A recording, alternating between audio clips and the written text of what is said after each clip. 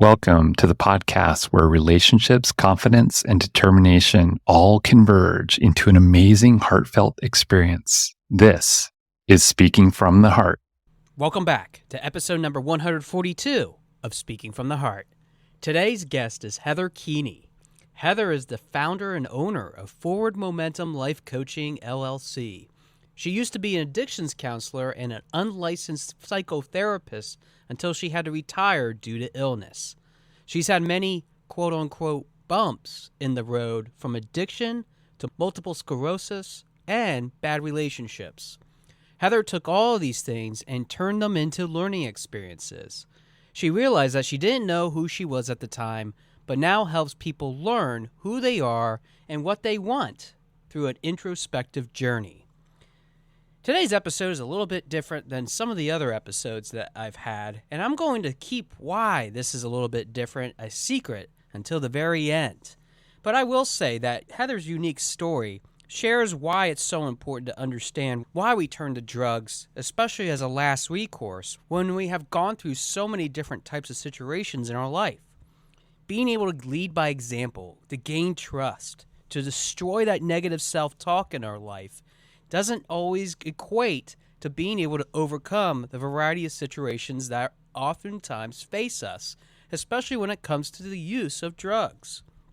I think that when we look at the bigger picture, especially of what this story is all about, not only will you have a better understanding of why Heather walked away, but why it was so important for her, even after we hung up the headphones and the microphone, of why it was so important for us to have a special bonding moment that I'll get to tell you a little bit later on. But with that, let's go to the episode. All right, we're here with Heather Keeney. Heather, thanks for sharing your heart with us today. Thank you for having me. I'm really excited to be here. I'm excited that you're here too. You have a very, very, very unique story in which I let the audience know a little bit about that before we started here. But Heather, I have to ask you, because I've had numerous people on the show that have gone through a lot of different things, but I noticed that in your bio that you used to be an addictions counselor, but yet you also have had a road of addiction that you've overcome. I'm really curious about this backstory, if you're willing to share it with us. Okay, I can do that.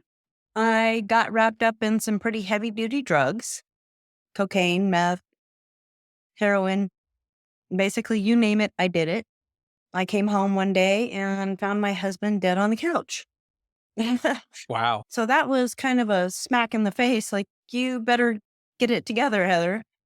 I moved from Colorado Springs to Grand Junction to get away from all the people I knew and basically started my life over in Grand Junction and regained the trust of my children and became an addictions counselor and went to college.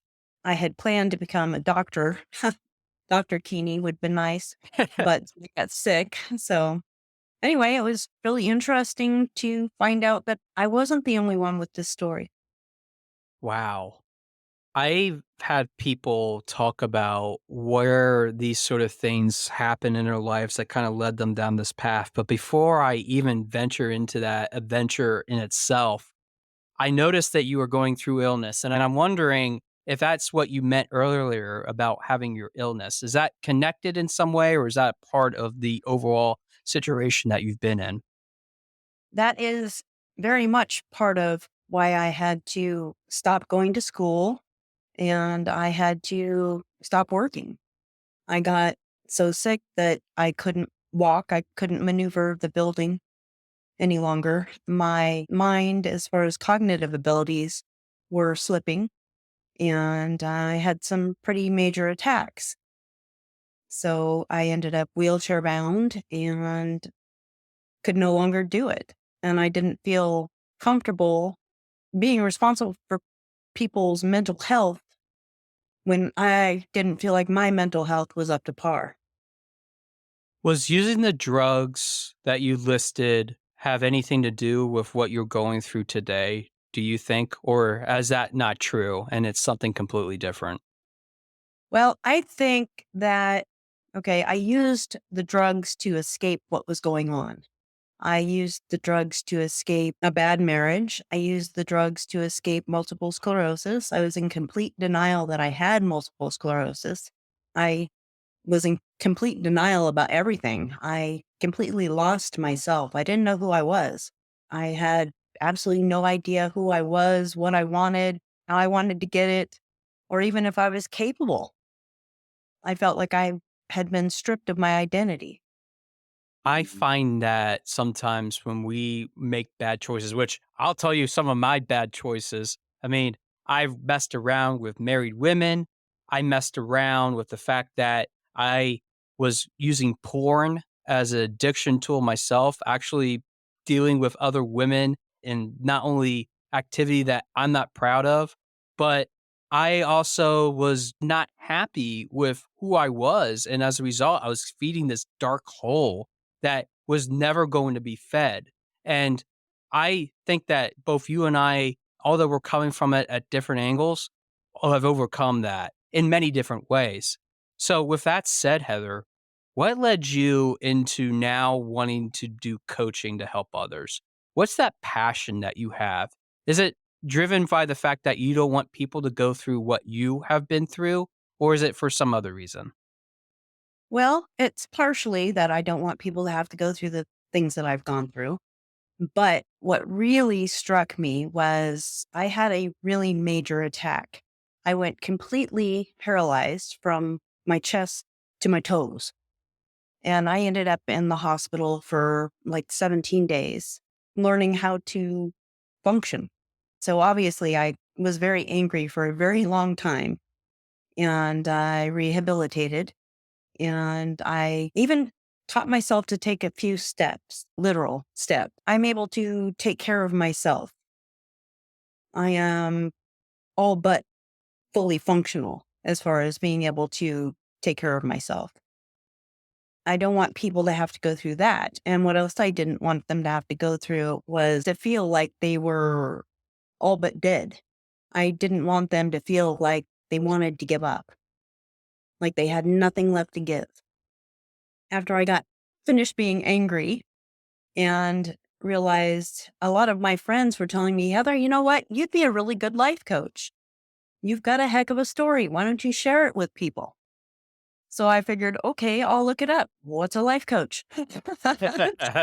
Well, it kind of put me on the path to wanting to share my story and to help people have the same types of experiences, as far as getting to know themselves, rediscovering what they wanted, who they are, and realize that they still have something to give no matter what their situation. That's exactly how I fell into doing coaching as a whole. I focus a lot more on my public speaking coaching, but yet at the same time, I do mix in life coaching. And I've been able to take certification classes and be able to say that I have learned a lot about working with those types of people too. But you said something that intrigues me. You said that you were angry. And I know I was angry for a very long time after I tried to end my life, which I shared with you before the show, and how that sort of process was because of not feeling good or comfortable about who I felt inside that I became, and also what people thought of me as. So I really am curious, what was that anger coming from that you were feeling? In other words, when you were experiencing that, what did that really say about yourself at that time? And what do you feel is different now that you're on the other side of it? Because I imagine that you're not angry anymore. No, I'm not. Good. Okay, I felt like I had come a long way. I have 20 years of sobriety. I haven't touched. Congratulations, by the way. That's really Thank you. incredible. I've worked really hard on all this, and I had gone to school and gotten my certifications to become an addictions counselor. And I felt like I was doing a great job. I was helping people. And I was angry because I felt like that was ripped away from me. Mhm. Like all that hard work that I had done was just ripped away from me. And so now I might as well still be doing drugs. Yeah. Yeah. That's how I felt. I wasn't Yeah. going to go there. I was married and I have 4 kids and I've gained their trust and their respect. And I'm in complete love with my husband.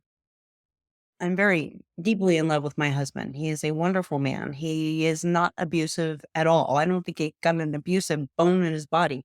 And that is fantastic.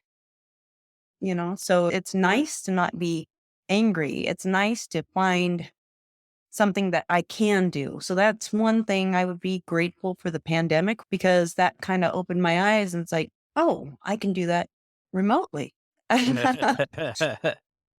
So it really kind of opened the world up for people like me.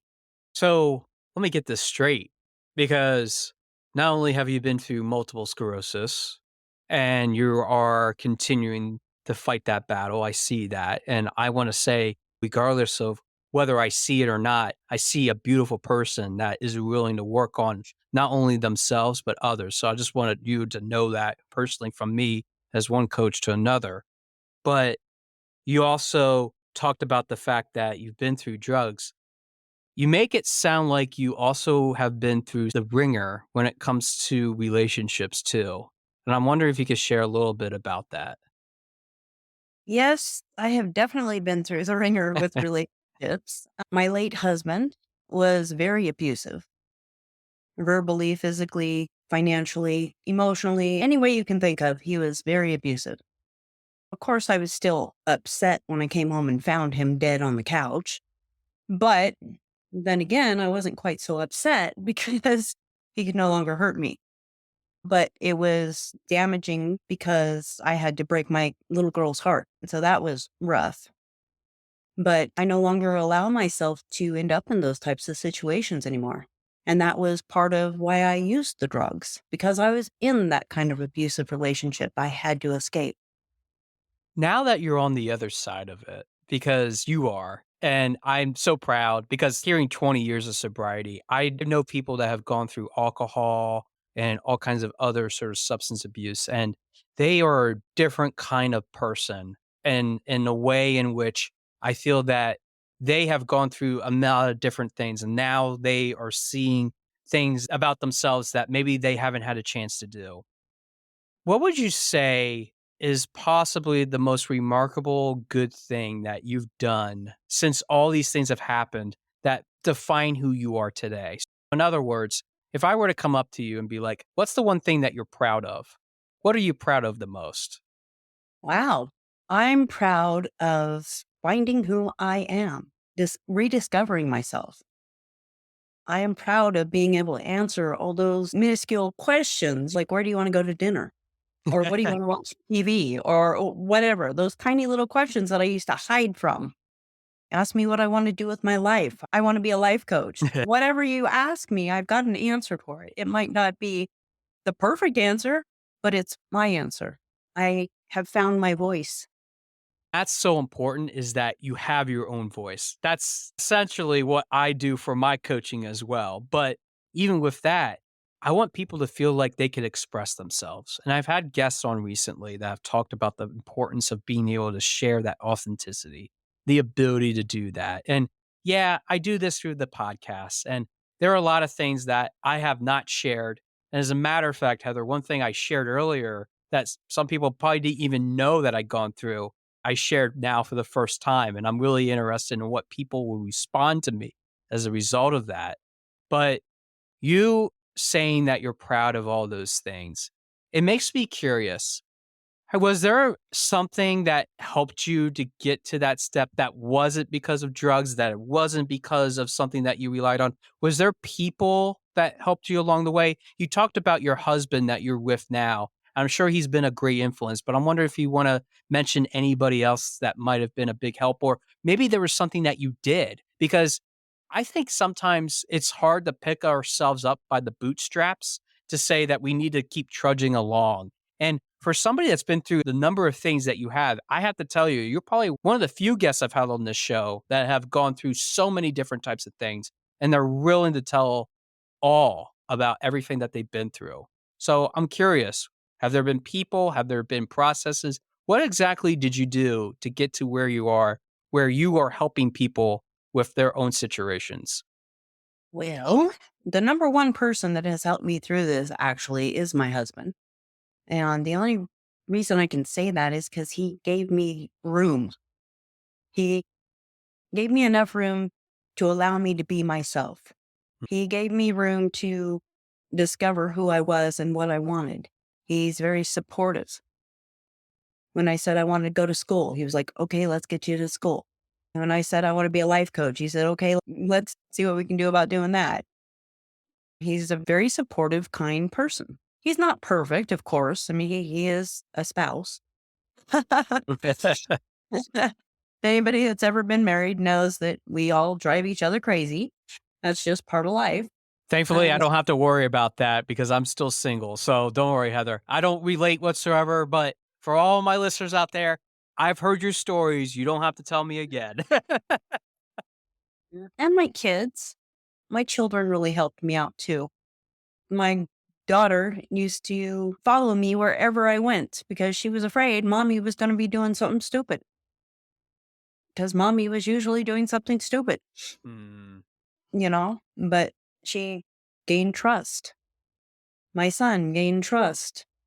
My other sons gained trust. So that all by itself is probably the most rewarding thing that I experienced was regaining my children's trust. I find that so interesting because I know for some people that are going through a lot of difficulty in their lives, the kids are impacted the most. And I remember a lot of different things growing up, even with my own parents, that sometimes even now at 37 years of age, I question because I don't know if it was really the right decision, but I also think, well, they were doing the best that they could. Do you think your kids are saying the same thing, that you're just trying to do the best you could, and maybe that's why they're trusting you again? I mean, let's put it this way. Your kids obviously saw through all of that because you're now in a much better place. Do you think that for those that are going through something like this, do you think there's hope on the other side for them to be able to have the kids trust again if they have something like this happen in their lives, whether it's through drugs, whether it's going through illness, whether it's having a new relationship? Do you think there was always hope for that? For your kids to trust you? Yes. Definitely. You've just got to put forth the right words and the right attitude. You got to show them that they can trust you. You lead by example. Mm. I like that. Lead by example. And I have a friend of mine. I call him a friend. He was actually a guest on the show many, many, many episodes ago. And he started a business since that episode that is actually his tagline, lead by example. It's a great, great concept in itself because I think that if we're going to ever make systemic change, we need to be able to live that ourselves and be able to share that. I mean, that's essentially why I do all the things that I do. I want it to be that it's authentic. And I can tell from your story and what you're sharing, it's very authentic in itself, which leads me into your life coaching business, which we'll want to talk about here. It's called Forward Momentum Life Coaching. I'm kind of curious. A lot of people gone through life, maybe have something that they want to share. They want to call themselves a coach, or they fall into this industry because I've seen it this way too. Oh, you can make 6, 7, 8-figure businesses out of this. Oh my gosh, there's so much money to be able to not only have, but also take people and help them with whatever problem, situation, or thing that they have going on. And man, have I seen some negative people out there as a result. And I just don't think you are one of those people. So, with that said, what makes you different as a life coach compared to all these other life coaches that are out there, including even myself for that matter? Hmm. Not putting the spotlight on me. No way am I doing that. I think what makes me different is that I've been there. I have been there. I've done this and I worked through it. I think I'm a fantastic person now and I like me. So I want other people to be able to like themselves. I have friends now. People actually come to me for advice, come to me for just a hug or, hey, how you doing? I have a lot of people that just kind of flock to me. I'm actually one of those people, I'll be at physical therapy and complete strangers will come up to me and say, can I have a hug? Aw. And I'm like, of course. So I had one day in physical therapy, I had 3 different people come up to me and ask me, "Can I have a hug?" So apparently I have kind of a warm personality. That makes such a big difference to feel like you're approachable because I even say this to my own clients that if you can't trust me, how can I trust you to be able to Right. help you with what you need? So it is bearing a little bit of our souls, let alone bearing a little bit about the way in which we can share our talents or aspirations or goals to achieve what we need to achieve. And so there's something about what you say on your website that I just wanted to really discuss with you, which is about overcoming those limiting beliefs. I've heard the term limiting beliefs for a very long time. And from me personally, I always thought of that phrase as being something limiting in itself. That, yeah, I do have these things that really push me down and I don't want to get myself out of it. So, in your opinion, how would someone be able to overcome a thought or a process or something that they do routinely as a self defense mechanism that is a limiting belief? How would you help them overcome that, in other words? Well, I would identify their negative self-talk for one, and go through some activities where they would learn to replace their negative self-talk and then recognize it each time that thought comes up. I should let the listeners know that you actually recently started this business. And I think that it's really important to know too that when we're new coaches, which I'm a newer coach myself, I oftentimes experiment with ways things work. So sometimes what might work for one person might not work for somebody else because we all have different ways in which we think about it. So if someone did come up to you and wanted to get that sort of advice with you, and maybe they've had past experiences similar to yours, how would you respond to that sort of stimulus? Meaning, what would you say to somebody that has been through addiction, maybe has been through medical illnesses, maybe they have been through trauma with relationships? How would you help them overcome that limiting belief? Just to put an example out there. I would ask them, "Well, what do you want your life to be like? And then what's holding you back?" So that way they can identify those different things.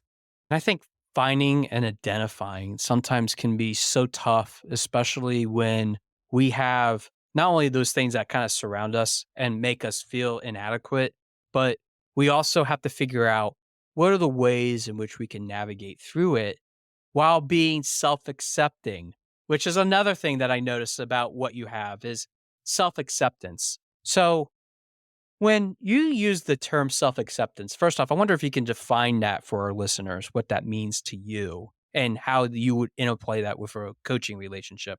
But more importantly, what would be an important first step for somebody that is going through self acceptance that they need to take in consideration? Because I don't know. Again, this is a little bit about myself, Heather, just to give you an idea.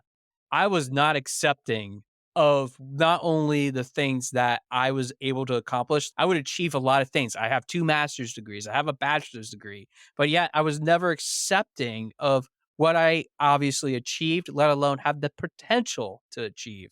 So I'm wondering if you could share a little bit about how you might overcome that with somebody else.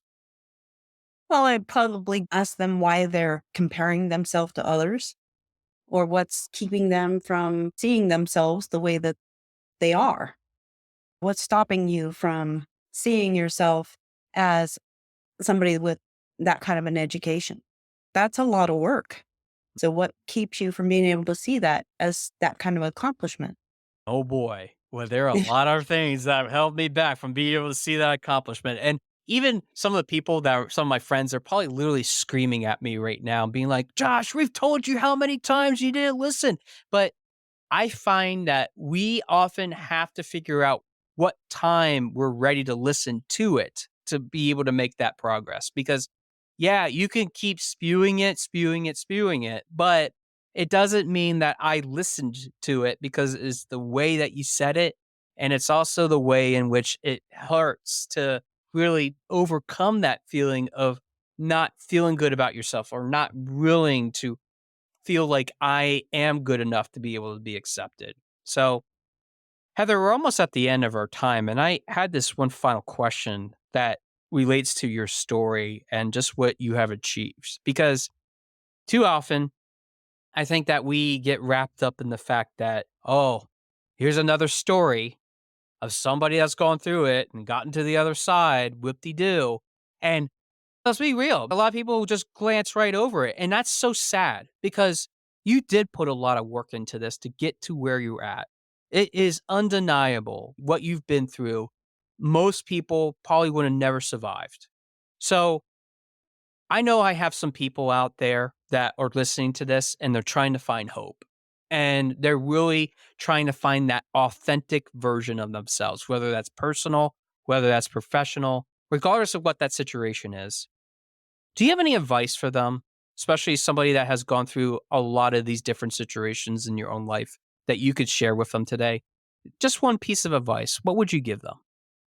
For me, I really had to focus on my negative self talk because if I wasn't able to overcome that, I would probably still be sitting in the corner hiding. It was difficult to pick out all of the negative self talk, all those bad, evil, nasty things I would tell myself. But once I figured him out, when I would catch myself doing it, and I was able to say, well, wait a minute, that's not true, and replace it with a positive thought, that is where my confidence started to grow. So for me, that was my first step. Yeah, it's such an important first step. I think that if we aren't able to even take that first step without some assistance or support, you have to know. And even for those people that are listening to Heather's advice, just know that there are others out there that are willing to help you. All you got to do is extend a hand when you're ready to do so. And it's not about pushing you into it, it's when you're ready, not the other way around. Heather, I want to give you the last few minutes. I'm sure people are very interested in learning more about you and maybe even working with you as being a life coach. So, how would they reach out to contact you at Forward Momentum Life Coaching? If there's any sort of information that you can provide in terms of any social media that they can visit, also, that'll be also great information for them to partake in. But I want to give you the last few minutes to share all that. Okay, my website is forwardmomentumlifecoaching.com. My social media, I have a group on Facebook that is called Find Your Life Partner, Troubled to Thriving. I do weekly lives on Facebook, and they're about 30 minutes, and they're pretty informative, interesting topics.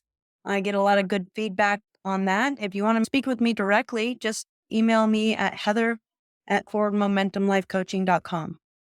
Heather, I have to tell you, I have never had a guest quite like you that have gone through so many different things. You combined a lot of several different guests that I've had, but it's not about combining. It's not about comparing.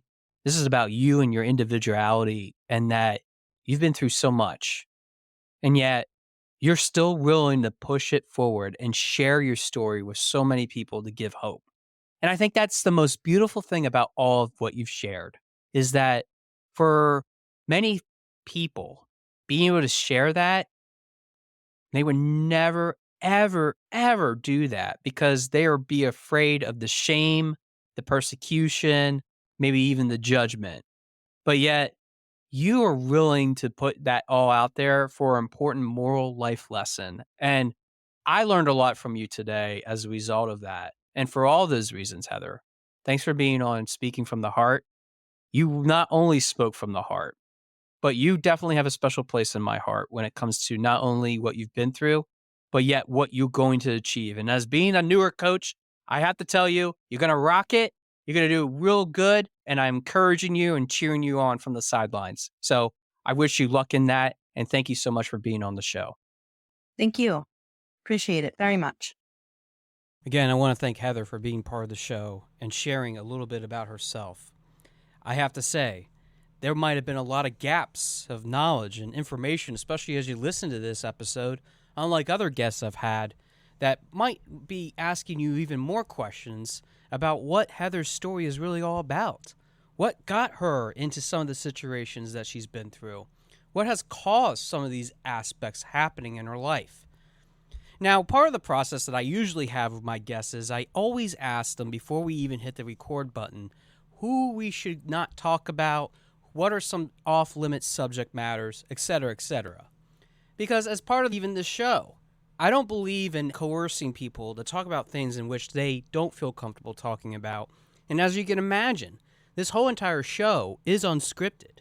The only notes that I take are really of my guests as I continuously work on my craft of speaking extemporaneously and even talking to people so that I can have that genuine relationship, that connection. I don't want to have a script or have notes in front of me to always reference. The bio that I read to you every single episode, the resources that are available to you in the episode notes, along with other tools that I use as part of the engagement of talking to these guests, are strictly what I use. But Heather and I had a very interesting conversation after the show and after we hung up our headphones to really explain a couple things as to why there were some gaps. First off, I don't want to go into a big tangent as to why Heather has gone through some of the things that she has. I think it's quite clear that there are some undertones of some people that she simply did not feel comfortable about. But that's what made this episode even more interesting for me, is what happened after we hit the stop button on the recording. Heather and I really shared a heart-to-heart, and I challenged her in the future to always open up about her story, to gain that perspective for other people that might need that perspective so that she can help influence and inspire others. And it got her thinking. Maybe there are some more things that I really should have shared. Maybe there were some more opportunities to share the people and the places that I was at so that they understood. So Heather, as you listen to this, even after we have hung up the headphones and you think about what our conversation was, please reach out to me. I would love to have you back on the show, and maybe we can fill in some of the gaps, especially if my listeners have any questions. But I have to say, Heather is taking the first step, and that's what I admire about her, her bravery. Because it's not easy to get over an addiction, let alone even go through helping others before that, to then end up in the same exact situation that some of her clients have been through. Because let's face it, it's not easy to overcome addiction. It's not easy to deal with all these different areas that we often are challenged in.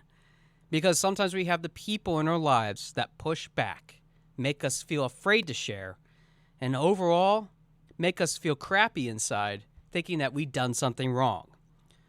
But what we try to do, what we should be doing to escape from those different areas in our life so that we can live a more fulfilling life, that's really what I want to talk about as the wrap-up of this episode today. What struck me about what we have been through, maybe the common person, and what Heather has been through, which many others have been through, is that we don't want people to go through this. This is why we tell our stories. We want them to avoid the junk that is happening in our own lives and teaching important, valuable lessons as to why they shouldn't be going down that path. Your podcast host would have never been able to do this show if I would have been able to realize, even early on, that maybe that would have been the path that I shouldn't have taken.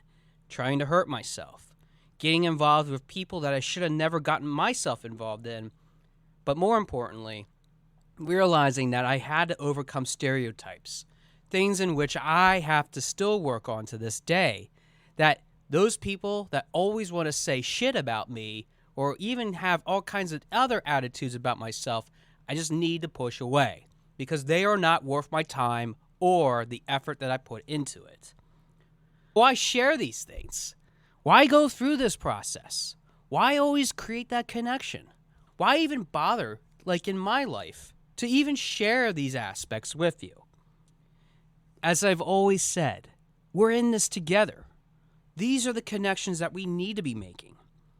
And I can go on and on and on about why that's so important. But I will point you back to the previous 141 episodes that I've done, plus the bonus episodes that I have completed up to this point, to tell that story for me. Because all these things that we might be doing in our lives might not be for the right purpose. They might be ripped away from us, and we were not happy that we have to start all over again. But for many people, they do decide that they want to keep pushing forward. They do want to grow from those mindsets that were toxic. They do want to overcome addiction and recover. That's why there are so many support groups and opportunities to be engaged with these fine folks that are willing to challenge their mindsets, to get rid of the abusive relationships and the things that have forced them into them in the first place. So how do you find people that will help you heal and discover, to provide that kind of encouragement that's supportive? Well, sometimes, like some of my former guests, they ultimately fall into those types of people. And I can think of a handful of those individuals that I would love to have back on the show, because some of my guests have overcome even more issues in their life to get to where they are today.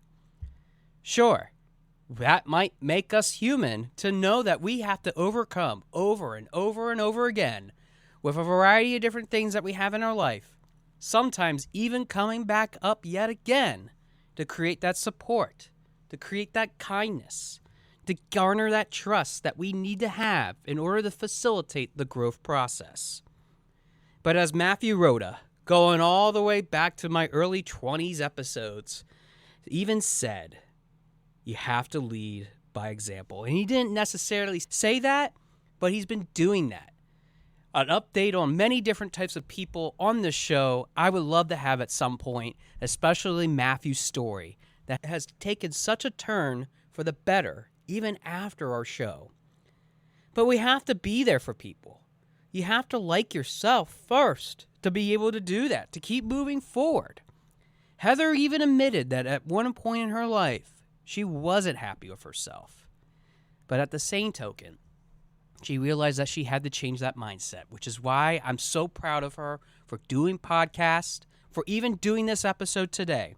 So I'm telling you, no matter what you might be at, letting go of that negative self-talk and recognizing what you need to do and what is required in order to catch yourself from falling any further means that you have to understand that you got to pick out those people, those places, and those things that are doing you no good.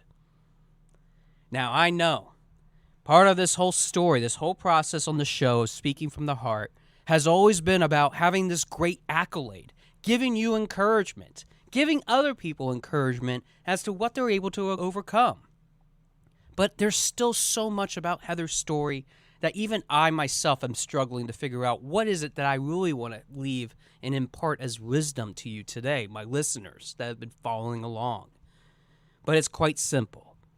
I think that we have to realize that if we're ever going to garner this trust, this strength that we have inside of ourselves, we have to have a frank and blunt conversation from time to time that challenges that status quo, that challenges the people, the places, and the things that we've been through, but more importantly, not letting them get the best of ourselves, even if it's on a recorded podcast episode. Friends, there is always an opportunity in this world to change the script, to always tell your story in a way in which you seem heroic, to seem like you're proud. Maybe the people that I've had previously on this show are not as proud. Maybe they're not as loud as others about what their successes are. Maybe they're making it all up. Part of my process of this show is to understand the authenticity and the connection to others. But even I have the rule pulled over myself from time to time. And even me, Joshua Smith, owner of Your Speaking Voice LLC, works with clients that sometimes pull the rule over my own eyes. And that's the time in which I have to have a frank conversation with them as to what they really are trying to do. I think that it's really not about confronting or even making people feel bad about themselves. It's just about understanding a little bit better about who we are, why we react the way we do, and making ourselves just a little bit better than we were yesterday. Even if we're trying to escape from something that we have hold on to for so long, we could be in the midst of it for a very long time. But the moment in which we're able to let go of it, the moment in which we're able to overcome, maybe it's the friends and the family members or even other people that we have that have been holding us back. Once we start to let go of that, That's when real change begins. But we can also screw up that change. We can be very bad when it comes to even managing that expectation of change, which is why I have repeatedly have said, working with a coach, working with somebody that holds you accountable can make a huge, huge difference in creating that value that you're seeking. But by all means, you don't ever have to feel like you're forced or coerced to do what you don't want to do, because that's the last thing even myself personally would ever want to do.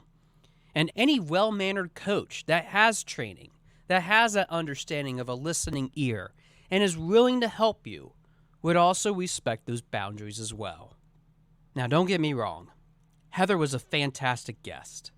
And I love that she had the courage to even start her story today. So if you do reach out to her, do me a favor and don't bash her.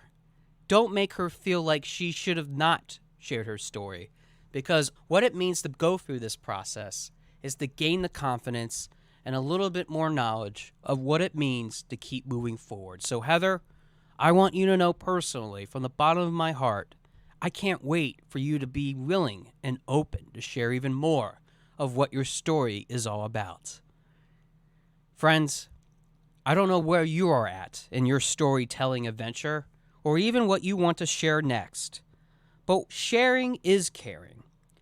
Don't let other people abuse and rip away those awesome things that you have to say, especially if it allows others to heal in the journey that they're trying to heal from, and being able to discover and provide encouragement in ways in which they might otherwise never been able to find in any other source. This is about gaining trust. It's the courage to grow and lead by example, but more importantly, it's time to stop the negative self-talk. I'm so proud of Heather and others that have walked through addiction with a sober look at the sober reality of the things that sometimes are not easy to stare right in the face of. But at the same token, it is about overcoming. It's about authenticity. It's about creating that connection with others, to be able to feel inspired, to be able to tell your story in more ways than one. But even then, even if there's no moral of the story, I think it's just good to know that you're adding to the numbers of the amazing people that are willing to step forward and say, I am saved, I feel better, and I'm glad that you're part of that overall statistic, because you're not just a number. You are part of an overall story that will challenge the status quo and eliminate any kind of addiction, any kind of pain, any kind of sorrow that you might face. And that is pretty worthy to tell. Thanks for listening to episode number 142 of Speaking from the Heart, and I look forward to hearing from your heart very soon. Thanks for listening. For more information about our podcast and future shows, search for Speaking from the Heart to subscribe and be notified wherever you listen to your podcasts. Visit us at www.yourspeakingvoice.biz for more information about potential services that can help you create the best version of yourself. See you next time.